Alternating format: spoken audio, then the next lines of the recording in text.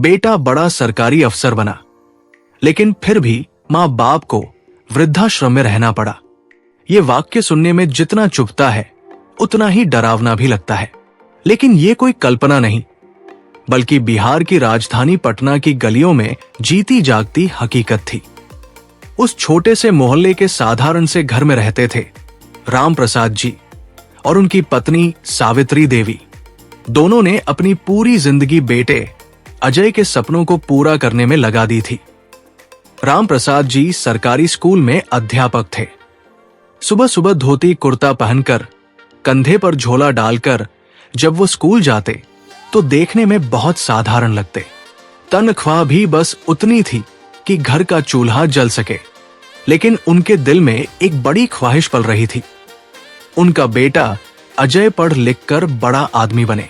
वो अक्सर सावित्री से कहते, सुनो, हम अपने लिए चाहे न सोचें, लेकिन अजय की पढ़ाई में कमी नहीं होनी चाहिए। यही हमारी सबसे बड़ी दौलत है। और ये कोई कहने भर की बात नहीं थी।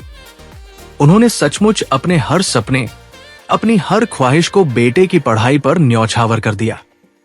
बरसों तक वही पुराना कुर्ता पहनते रहे, चप्पल घिसने तक इस्तेमाल की। कई बार अपने लिए चश्मा बदलने की जरूरत पड़ी, लेकिन टालते रहे। मगर जब बात अजय की किताबों की आती तो चाहे कितनी भी तंगी क्यों न हो, नई किताबें ही आती। कोचिंग की फीस हमेशा समय पर जाती। सावित्री देवी भी उसी सोच में डूबी रहती। मोहल्ले की औरतें ताना देती, अरे बहन, तुम्हारे पास तो सोने का कोई गहना तक नहीं है, अपने लिए कुछ क्यों नहीं रख लेती? सावित्री हल्की मुस्कान के साथ कहती, हमारे लिए सबसे बड़ा गहना अजय की सफलता होगी। जब बेटा बड़ा आदमी बनेगा तब हमारी मेहनत और त्याग ही सबसे बड़ा गहना कहलाएंगे। अजय बचपन से ही होनहार था। पढ़ाई में उसका मन इतना रमता कि खेलकूद तक में हिस्सा कम लेता। पटना के प्राइमरी स्कूल से लेकर कॉलेज तक उसने हमेशा टॉप किया। हर परीक्षा में अव्वल आने पर जब मोहल्ले वाले तारीफ करते तो राम प्रसाद जी गर्व से भर उठते, लेकिन विनम्र स्वर में कहते, अभी सफर लंबा है, बेटा मेहनत कर रहा है, भगवान चाहेंगे तो बड़ी मंजिल जरूर पाएगा। वक्त तेजी से गुजरता रहा। अजय का दिन रात किताबों के बीच ही बीतता। कभी ट्यूबलाइट की सफेद रोशनी में आंखें लाल कर पढ़ना, कभी कोचिंग की लाइब्रेरी में देर रात तक नोट्स बनाना। कई बार थकान इतनी बढ़ जाती कि सिर किताब पर झुक जाता, लेकिन जब भी वो माँ बाप का झुर्रियों भरा चेहरा याद करता, उनकी उम्मीदें याद करता, तो वो थकान भूलकर फिर से पढ़ाई में लग जाता। आखिरकार वो दिन आ ही गया जिसका इंतजार राम प्रसाद जी और सावित्री देवी ने अपनी जिंदगी भर किया था। खबर आई, अजय का चयन आईएएस में हो गया है। उस दिन पटना की उस पुरानी गली का नजारा बदल गया। बच्चे ढोलक बजा रहे थे, माता पिता पड़ोसी को मिठाई बांट रहे थे, हर घर से आवाज गूंज रही थी, मास्टर साहब का बेटा आईएएस अफसर बन गया। मोहल्ले का हर आदमी गर्व से भर गया। जिन लोगों ने कभी राम प्रसाद जी को उनकी सादगी और तंगी के लिए ताना दिया था, वही लोग आज उनकी पीठ थपथपा रहे थे।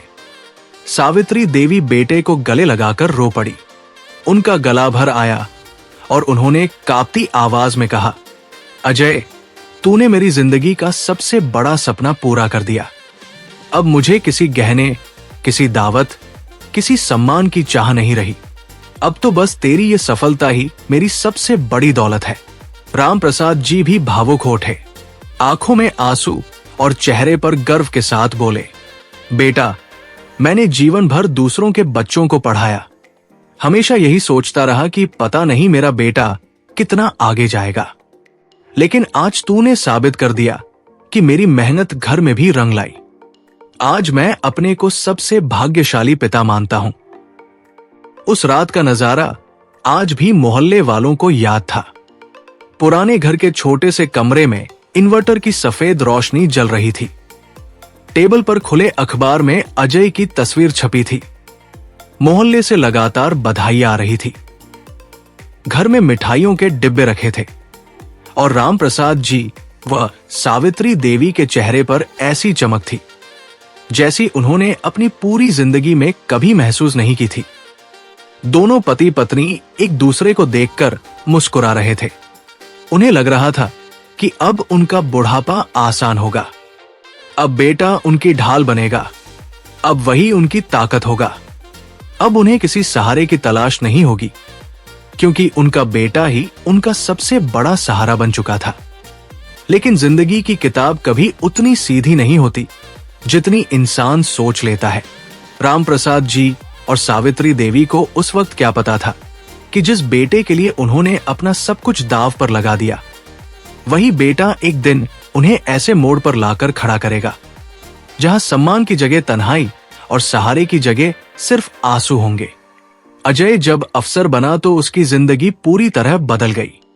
नई पोस्टिंग, बड़े बड़े कार्यक्रम, अखबारों में तस्वीरें, सब जगह उसका नाम गूंजने लगा। पटना से लेकर दिल्ली तक लोग उसे पहचानने लगे। कुछ ही सालों बाद अजय की शादी तय हुई। लड़की का नाम था नेहा। वो बड़े घराने की बेटी थी, पढ़ी लिखी और आधुनिक सोच वाली। शादी पूरे शान शौकत से हुई। उस दिन पटना की गली में रौनक देखते ही बनती थी। बारात में ऊंचे ऊंचे पंडाल बने, लाइटों से मोहल्ला जगमगा उठा। मोहल्ले की औरतें सज धज कर आई और हर कोई यही कह रहा था, देखो मास्टर साहब की किस्मत देखो, बेटा आयस और बहू बड़े घर से आई है, अब तो इनकी जिंदगी बदल जाएगी। सावित्री देवी बहू को देखकर फूली नहीं समा रही थी। उन्होंने मन ही मन कहा, हे भगवान, ये मेरी बहू नहीं, मेरी बेटी है। अब घर की रौनक दोगुनी हो जाएगी। शादी के शुरुआती दिन बहुत सुखद थे। नेहा मीठे स्वर में सबका दिल जीत लेती, सास के काम में हाथ बंटाती, पिताजी के पैर छूती और हर कोई सोचता कि बहू तो लक्ष्मी बनकर आई है। लेकिन जैसे जैसे दिन बीते, नेहा का असली स्वभाव सामने आने लगा। छोटे मोहल्ले का पुराना घर, साधारण सा फर्नीचर और गली का शोर, ये सब नेहा को अखरता। वो अजय से कहती, देखो अजय, तुम्हारे सारे साथी बड़े बड़े बंगलों में रहते हैं, उनकी पत्नियां क्लब जाती हैं, गाड़ियों में घूमती है, और मैं यहां इस छोटे से घर में तुम्हारे माँ बाप के साथ। ये तुम्हारे स्टेटस को शोभा नहीं देता। अजय उसे समझाने की कोशिश करता, नेहा, यही वो घर है जहां से मैंने सब कुछ पाया है। मेरे माँ बाप की दुआओं और त्याग से ही मैं यहां तक पहुंचा हूं। मेरे लिए ये घर मंदिर जैसा है। लेकिन नेहा को ये तर्क समझ नहीं आता। उसके लिए ये चार दीवारें बोझ थी। धीरे धीरे उसने सास ससुर की आदतों पर उंगली उठानी शुरू कर दी। जब सावित्री देवी सुबह पूजा करती तो कहती, मम्मी जी, अब ये सब किस जमाने में किया जाता है? सुबह का वक्त ये सब कामों में क्यों बर्बाद करती हैं? आप लोग हमेशा पुराने ख्याल में रहते हैं। सावित्री देवी चुप हो जाती। उनका दिल टूटता, लेकिन वो चेहरे पर मुस्कान रखती। उन्हें लगता कि बहू को समझने में वक्त लगेगा। रामप्रसाद जी सब देख रहे थे। एक दिन उन्होंने बेटे से धीरे से कहा, अजय, बहू नई है, उसे वक्त दो, लेकिन ध्यान रखना बेटा, इंसान चाहे कितना भी बड़ा क्यों न बन जाए, अपनी जड़ों को काट दे तो टिकता नहीं। माँ बाप और संस्कार ही असली ताकत होते हैं। अजय सुनकर सिर झुका लेता, लेकिन पत्नी का दबाव और नौकरी की व्यस्तता उसे माँ बाप से दूर करती जा रही थी। धीरे धीरे घर का माहौल बदलने लगा। जहां पहले सब मिलकर एक साथ चाय पीते थे, अब वहां सन्नाटा छा जाता। अजय दफ्तर से आता तो सीधे नेहा के साथ बैठता। माँ बाप दरवाजे की तरफ टकटकी लगाए इंतजार करते रहते, लेकिन जब वो उनके पास न आता तो चुपचाप अपने कमरे में चले जाते। नेहा अब साफ साफ कहने लगी थी, अजय, मैं सास ससुर के साथ एक ही घर में नहीं रह सकती। उनका रहन सहन, उनकी सोच सब मेरे लिए बोझ है। अगर हमें आगे बढ़ना है तो हमें अलग रहना होगा। अजय के सामने कठिनाई खड़ी हो गई। एक तरफ वे माँ बाप थे जिन्होंने तनख्वाह की हर पाई उसकी पढ़ाई पर खर्च कर दी थी। दूसरी तरफ पत्नी थी जिसका साथ अब जिंदगी भर निभाना था। वो रात भर करवटें बदलता रहा। माँ का झुर्रियों भरा चेहरा, पिता की थकी आंखें उसकी आंखों के सामने घूमते रहे, और दूसरी तरफ पत्नी का अल्टीमेटम गूंजता रहा, या तो हम अलग रहेंगे वरना मैं अपने मायके चली जाऊंगी। सुबह सावित्री देवी ने बेटे की आंखों में थकान देखी। धीरे से बोली, बेटा, अगर हमारे कारण तेरी जिंदगी में परेशानी आ रही है तो हमें बता दे, हम बुरा नहीं मानेंगे। हमें तेरी खुशी सबसे प्यारी है। राम प्रसाद जी ने गहरी सांस लेकर बोले, बेटा, हम मां बाप हैं, बोझ नहीं। तुम जहां खुश रहो, हमें वही मंजूर है। उनकी आवाज में ऐसा दर्द था कि अजय कांप गया, लेकिन उसने कोई जवाब नहीं दिया। अब घर की दीवारें गवाह बनने लगी उस खामोशी की जो धीरे धीरे रिश्तों को निगल रही थी। सावित्री देवी हर रात आंसुओं से तकिया भिगो देती। राम प्रसाद जी खिड़की से बाहर देखते रहते, जैसे अतीत की तस्वीरें ढूंढ रहे हों। मोहल्ले वाले अब भी कहते, वाह, मास्टर साहब की किस्मत देखो, बेटा आईएएस है। लेकिन वो सच्चाई सिर्फ उसी छोटे से घर की दीवारें जानती थी कि रिश्तों में अब एक दरार पड़ चुकी है जो आने वाले दिनों में और गहरी होने वाली थी। 2 दिन बाद जब अजय ऑफिस से लौटा तो उसने मां बाप को अपने कमरे में बुलाया। उसकी आवाज भारी थी मगर ठंडी भी। अम्मा, बाबूजी, मैंने बहुत सोचा है। अब हालात ऐसे हैं कि हमें अलग रहना ही पड़ेगा। नेहा को दिक्कत हो रही है। मैं चाहता हूं कि आप लोग आराम से रहें, इसलिए मैंने आप दोनों का नाम पटना के सबसे अच्छे वृद्धाश्रम में लिखवा दिया है। वहां आपकी देखभाल अच्छे से होगी। ये सुनते ही सावित्री देवी का चेहरा जैसे पत्थर हो गया। उन्होंने अजय को देखा और उनकी आंखों से आंसू बहने लगे। कांपते होठों से सिर्फ इतना कह पाई, बेटा, हमने तुझे बड़ा आदमी इसलिए नहीं बनाया था कि तू हमें घर से निकाल दे।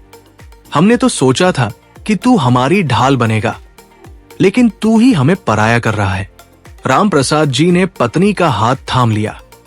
उनके चेहरे पर गहरा दर्द था, लेकिन आवाज में अब भी ठहराव था। अजय, अगर यही तुम्हें सही लगता है तो हमें मंजूर है। हमने जिंदगी भर तुम्हारी खुशी को ही अपना सुख समझा है, आज भी वही करेंगे। बस एक बात याद रखना, इंसान की असली पहचान उसके ओहदे से नहीं, उसके बर्ताव से होती है। अजय का सिर झुक गया, उसकी आंखें भर आई, लेकिन नेहा के दबाव और अपनी कमजोरी ने उसे मजबूर कर दिया। कुछ दिनों बाद वह दिन आया जब राम प्रसाद जी और सावित्री देवी को वृद्धाश्रम ले जाया गया। गली के लोग चुपचाप देख रहे थे। जिन होठों से कभी कहा जाता था, मास्टर साहब का बेटा आईएएस है, आज वही होंठ फुसफुसा रहे थे। देखो, बेटे ने मां बाप को वृद्धाश्रम पहुंचा दिया।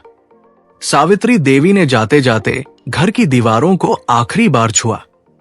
उनकी आंखों से आंसू थमने का नाम नहीं ले रहे थे।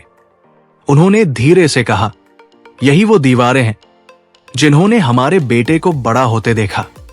आज इन्हीं दीवारों से विदा ले रहे हैं। राम प्रसाद जी बस चुप थे। उनका दिल अंदर से टूटा हुआ था, लेकिन उन्होंने अपनी पीड़ा को शब्दों में नहीं ढाला। वृद्धाश्रम पहुंचने के बाद उन्हें एक कमरे में ले जाया गया। वहां पहले से कई बूढ़े बुजुर्ग बैठे थे। कुछ चुपचाप दीवार निहार रहे थे, कुछ अपने बच्चों की याद में रो रहे थे। सावित्री देवी ने चारों ओर देखा और आंचल से आंसू पोंछते हुए बुदबुदाई, लगता है यही हमारी मंजिल है, यही हमारी सच्चाई। राम प्रसाद जी ने पत्नी का हाथ दबाया और धीरे से कहा, सावित्री, हमने जिंदगी भर अजय की राह आसान करने में अपनी खुशी कुर्बान की। अब यही हमारे हिस्से का जीवन है। चलो इसे भी स्वीकार कर लेते हैं। उस रात वृद्धाश्रम के कमरे की सफेद दीवारों के बीच मां बाप सो तो गए, लेकिन उनके दिल में एक खामोशी ऐसी बस गई जो ताउम्र मिटने वाली नहीं थी।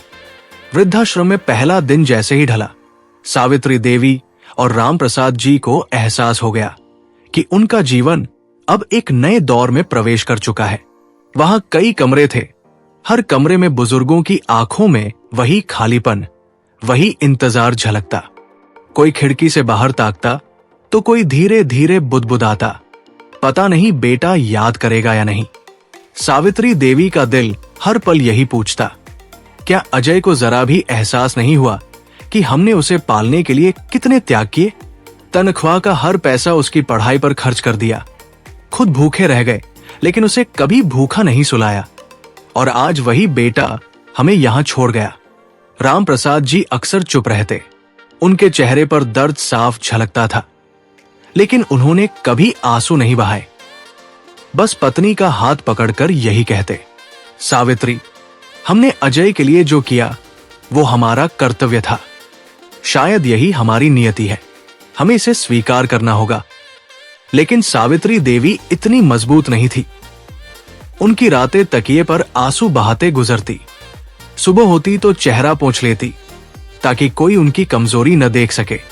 वृद्धाश्रम का जीवन बेहद कठिन था।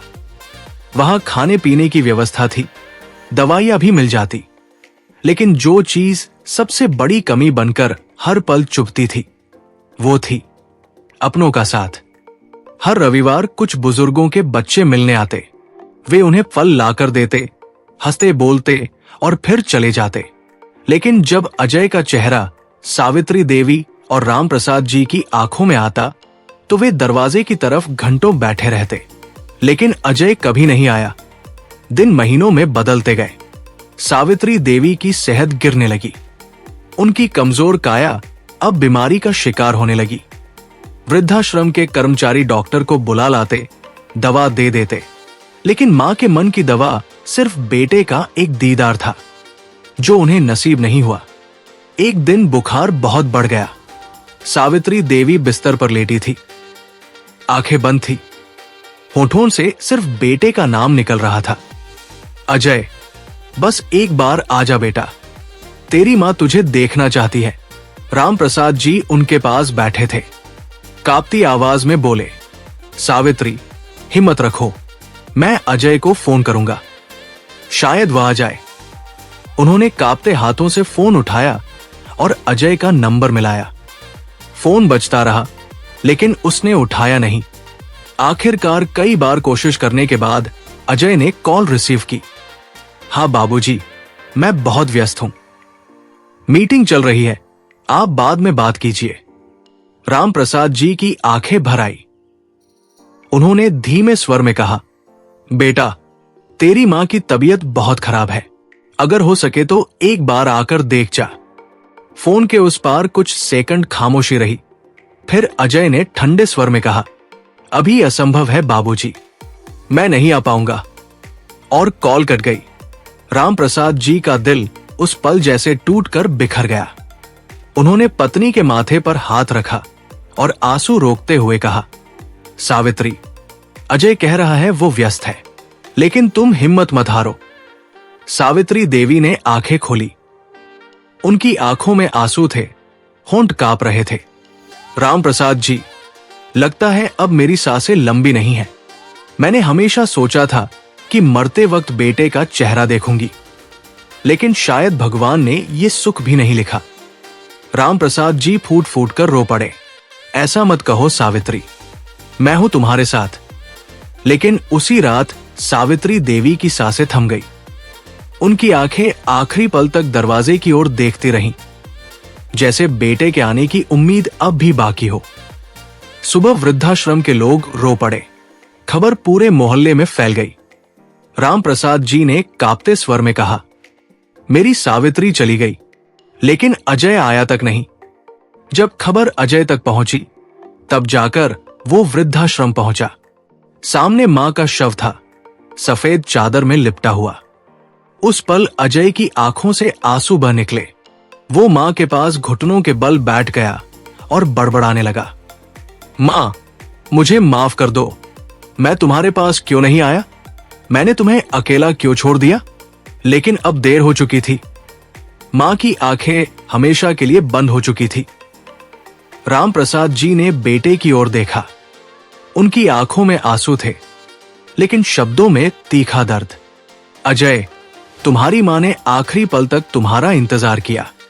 वो हर सांस में तेरा नाम ले रही थी, लेकिन तू नहीं आया। अब तेरे पास सिर्फ पछतावा है। वो शब्द अजय के दिल पर तीर की तरह लगे। उसे एहसास हुआ कि उसने अपनी सबसे बड़ी दौलत, अपनी मां का आशीर्वाद अपने हाथों से खो दिया।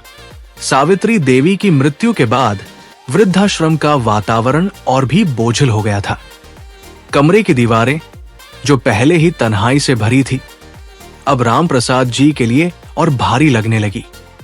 हर कोने से सावित्री की यादें टकराती, उनका धीरे धीरे पूजा करना, खिड़की के पास बैठकर बुनाई करना और फिर रात को तकिए में मुंह छुपाकर रोना।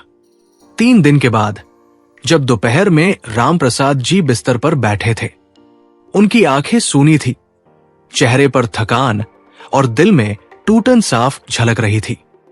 तभी दरवाजे पर अजय आया, आंखें लाल, चेहरा झुका हुआ, जैसे कई रातों से नींद गायब हो।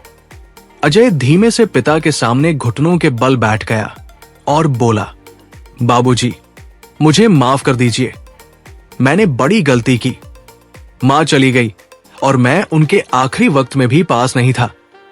मेरी नौकरी, मेरा स्टेटस सब बेकार है। मैं आपको यहां और नहीं रहने दूंगा। आप मेरे साथ घर चलिए। यह सुनकर राम प्रसाद जी की आंखों से आंसू बह निकले, लेकिन उनकी आवाज में अब वो कोमलता नहीं थी, बल्कि गहरा दर्द था। अजय, जब तेरी मां जिंदा थी तब उसने हर पल तेरा इंतजार किया, उसने हर सांस में तेरा नाम लिया, पर तू नहीं आया, अब वो नहीं रही और मैं अब घर लौटकर क्या करूंगा? अजय ने कांपते स्वर में कहा, बाबूजी, मुझे सुधार का मौका दीजिए, मैं सब ठीक कर दूंगा। घर खाली है, मैं उसे फिर से रोशनी से भर दूंगा। आप मेरे साथ चलिए।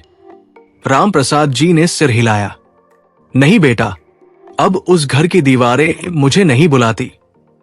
उस घर का हर कोना मुझे तेरी मां की याद दिलाएगा और यादों से बड़ा कोई बोझ नहीं होता। अब मेरी मंजिल यही है, ये वृद्धाश्रम। यही मेरे जैसे लोग रहते हैं जिन्हें अपने बच्चों से सहारा नहीं मिला। अब मैं उन्हीं का साथी हूं। अजय फूट फूट कर रोने लगा। उसने पिता के पैर पकड़ लिए। बाबूजी, प्लीज ऐसा मत कहिए, मैं कसम खाता हूं, अब आपको कभी अकेला नहीं छोड़ूंगा। लेकिन राम प्रसाद जी का दिल अब पत्थर बन चुका था। उनकी आवाज कांप रही थी, पर शब्द चाकू की तरह चुभ रहे थे। अजय, कसम और वादे तब अच्छे लगते हैं जब वक्त पर निभाए जाए।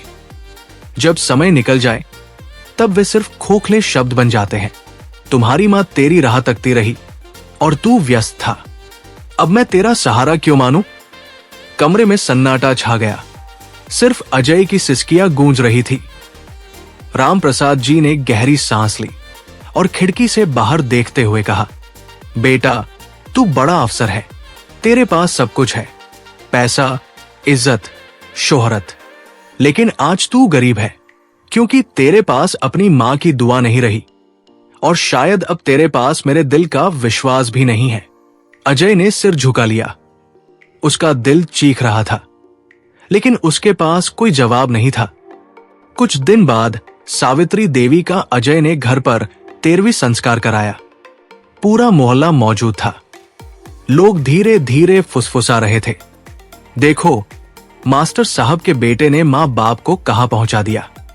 अफसर तो बड़ा बना, लेकिन बेटा छोटा ही रह गया। उन शब्दों ने अजय के दिल को छलनी कर दिया। उसने सोचा था कि बड़ा आदमी बनने से लोग सिर झुकाएंगे, लेकिन अब हर जुबान पर उसके लिए ताना था। संस्कार के बाद अजय फिर से वृद्धाश्रम गया और पिता से कहा, बाबूजी, आखिरी बार कह रहा हूं, मेरे साथ चलिए। राम प्रसाद जी ने शांत स्वर में कहा, नहीं बेटा, अब मेरा घर यही है।